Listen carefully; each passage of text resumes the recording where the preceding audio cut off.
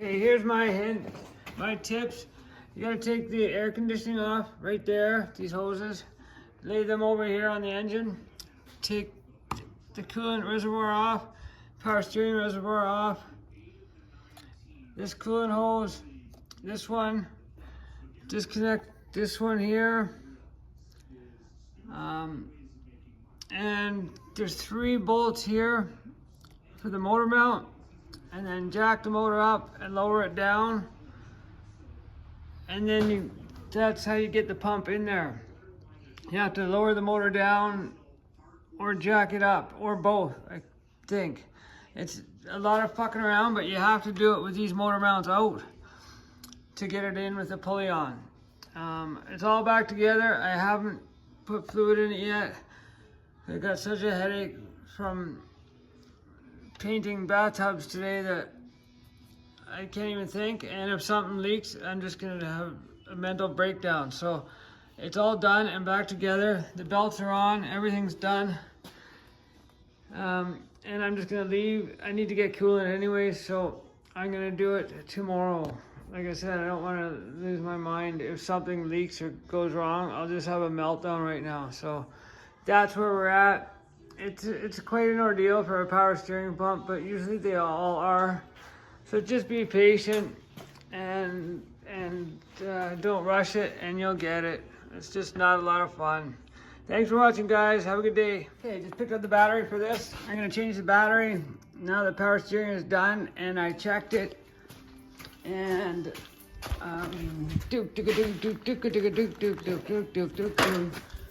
and you look at this. It's right up there. I should have a light here, but no drippy drips. It's not leaking. The fluid level is right there. The coolant, I haven't put any coolant in yet, but I have coolant, concentrate, and distilled water right there. The battery made it through winter with 9.5 volts in it. I don't know how. But the battery goes right here. You see it's got a customized fender liner here. It is a side post. And the battery I got is side post and top post, but I believe it won't fit. See, there's metal right there. So I don't want the top post shorting out on the body. So I'm gonna have to return that. I knew whichever one I got would be wrong, but they said there's 2 options for this vehicle, side or top.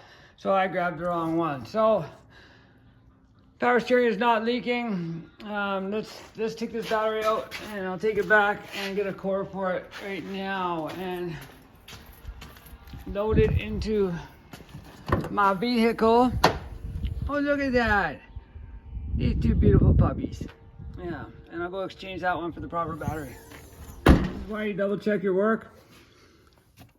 Because this is a ground strap that goes to the engine, and it goes right on the bolt in the back there for the power steering to go to connect the body to the ground.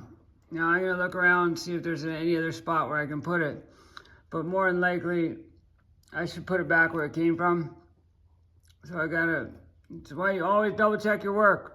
Everybody makes mistakes once in a while, so yeah, I'm just topping up the fluids, the coolant, and the power steering, and burping everything. There's a burp right there. You loosen that vent, but be really careful because it's just a plastic housing, and you can snap it off real quick. You don't need to tighten it down much, just snug.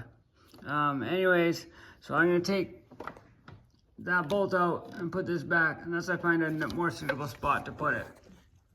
Yeehaw! Okay, it's a long bolt, and you can only turn it a quarter turn at a time. So I'm gonna cheat a little bit. What I did is I cut a little piece out of it so I can just slide the bolt through there. I don't have to take the bolt all the way out. So I've loosened the bolt enough to slide it on, and I'll tighten it up. Funny thing is I did start the car up, and it started and died. So I think it searched for a ground. The computer didn't find a ground, a quick pass, so it shut off. So, but it did run after that. I started up again, but it's found another ground, which is longer. So it took a little while for it to figure it out. But anyways, I'm gonna put this back on. Ground strap hooked up. The worst part is I'm kneeling on like this stuff. I forgot my knee pads today. The ground strap is now hooked up. Everything's gone good. Tires on. Time to go for a test drive.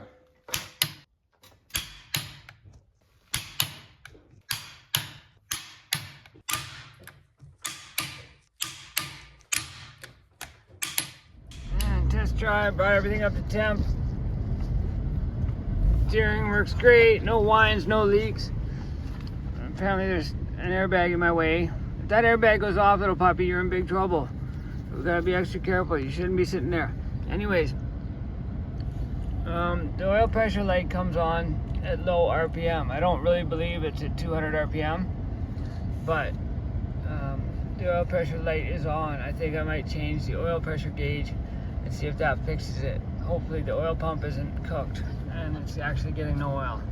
So I'll look into that, but all in all, it has power steering, the coolant's topped up, the heat's working, no leaks. Yay, that's a win for that. Not a fun job, but just take your time and you'll get it done. Thanks for watching, everybody. Thanks from Lola, thanks from Steve, and you guys have a great day.